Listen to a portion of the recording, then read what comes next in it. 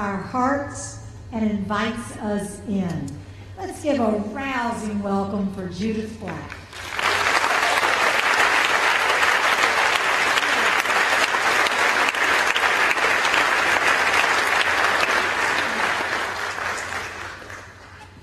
I should tell a story about being greedy now.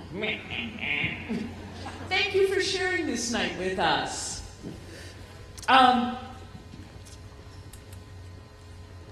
As sort of a Jewish feminist type, I never imagined I would be offering sanctuary for a young Muslim from Pakistan. But when life knocks, you just bloody well open the door. I was part of a slam. Slams are personal stories based on a theme. And this year I was asked to develop a story on the theme, The American Dream. And when my son got home from the military, he went to college. And he was very excited, having served in many Muslim countries. There was a Fulbright scholar from Pakistan who he could sign up and take a class with. And as I'm driving out to a party in the western part of Massachusetts, I'm going to meet this young man, and my son's and mother's words echo in my head. Do not talk about religion or... You think that, it's something skip a generation, I assume. So, within 30 seconds of meeting this young man, 2 years older than my son, deep brown eyes, lovely small hands. What are we talking about? Religion and politics. Ali, it's got to be difficult to be like a practicing Muslim in this culture. Oh yes, if I was to pray 5 times a day, I would have to do it between my classroom and the bathroom. And I am not supposed to look at women immodestly dressed. Okay, I looked around, and scantily clad was an overestimate of the young women at this party. But his giggle let me know that he'd learned to live with this particular apostasy. And I am not supposed to imbibe an alcoholic refreshment. And the two of us scanned not 1, not 2, but 3 coolers, cornucopias of brew. So I was beginning to get a very bad attitude. A country that is supposed to welcome diversity, and yet my culture is not welcome. And I had to have a talk with myself. I said, Self, you're getting a bad attitude. You're not here to criticize Americans. You are here to learn. So I changed my way of learning. Pass me a Miller Lite, will you? I held up a finger. He said, make that 2. And we toasted. Ali, to live in the dream. Oh, my dream is to return to my beautiful bride, my job at the university, my fathers and brothers and the farm. Now, he and my son became fast friends, and he came home for all holidays new, Thanksgiving, and old, Passover. Oh, Judith, we have this story also in the Quran, very similar, and he tells the whole story, shows where it links to the Bible, and I am reminded that Abraham really is the father of both peoples. But my favorite time was when my son brought him home for the whole weekend. He was the 4th son of a farming family from the Swat Valley, Mohammed Agency, and he would work with me in the garden. I will show you this trenching technique when I answer your question about why I am not a farmer. As the 4th son, my brothers, they could handle the farm. So my father and my mother, all things must pass. Oh, I'm sorry. How long ago? 10 years ago. Cancer. They decided I should be educated. And I have to tell you, I am sitting in the village classroom and miserable. I get to watch all my friends from the window running around, joyously illiterate. When I got into university, I was terrified. A boy from a backwater.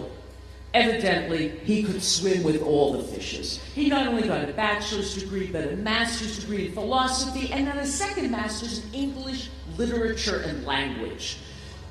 My guidance counselor said this second degree would follow me like a dark shadow.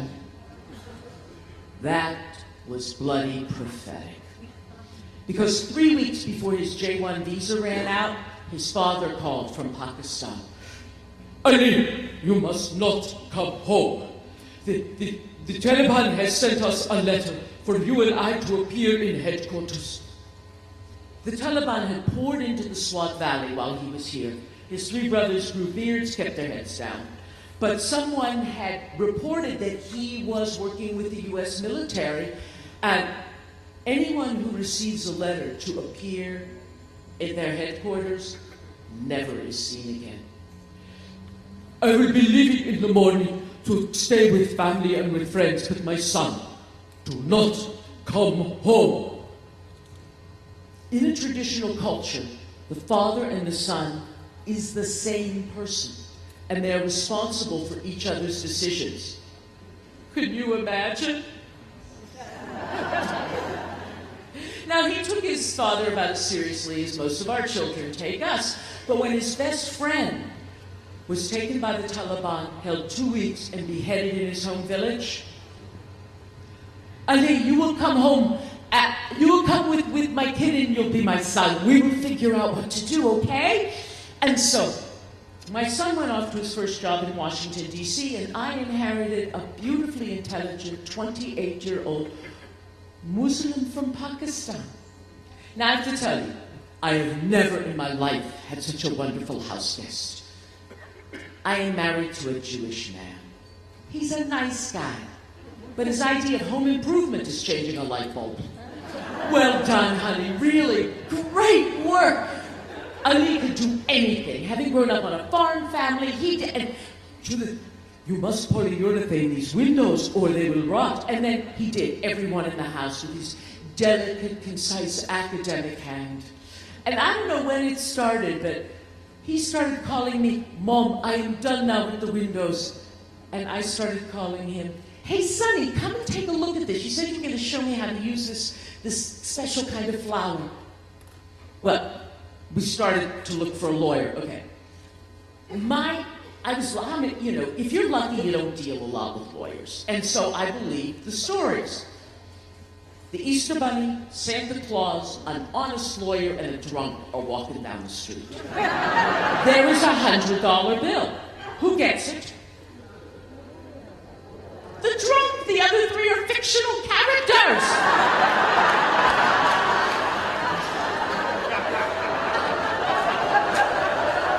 I had yet to meet immigration lawyers. No, Judith, you have to understand, a J-1 visa means they've got to go home. Anybody working for the State Department has to go home for 2 years before they come back. Judith, they want him to stay here as much as they want Bernie Sanders to start a liberal left party in the Swat Valley. Okay, listen, you've got to start to assemble all sorts of materials to prove your case. They gave us 20 completely unbilled hours of advice before we finally hired a lawyer. And he was able to step into the kind of job that every American college graduate can expect. He pitched Cutco knives door to door. And you see, you can cut a penny in half. Now, you've heard the term that the wheels of justice move very... You have no idea. 2 years it took of him living in pure limbo. He was, every night, he would talk to his new bride, and she couldn't leave her family compound. College educated, she couldn't even teach. Women could not walk the streets alone. She was getting a little impatient. It should happen soon. 2 years. 2 years before he got an adjudication hearing. Mom, you cannot come with me. I must do this myself. They will not even allow anyone in. But we were sure he had a U-Haul of material proving he was a dead man if he walked into Pakistan. And friends, family, everybody who'd gotten to know him, we waited really for him to come home from the hearing. We were like, what?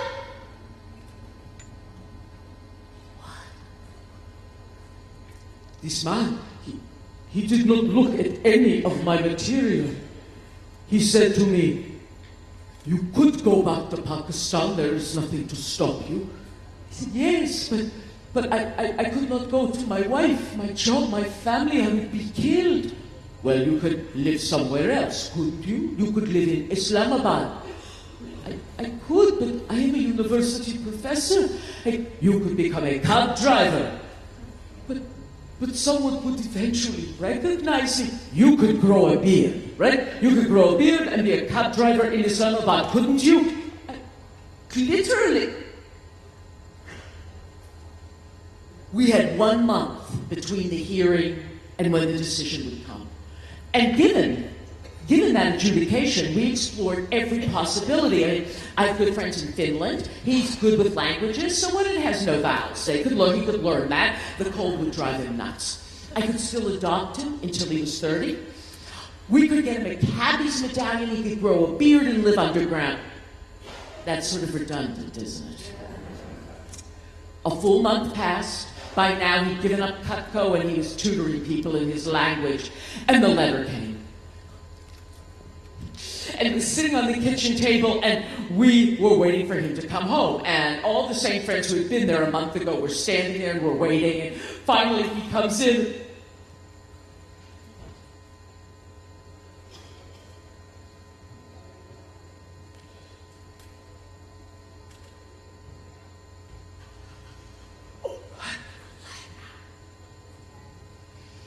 And with academic care, he gets a straight edge, cuts it.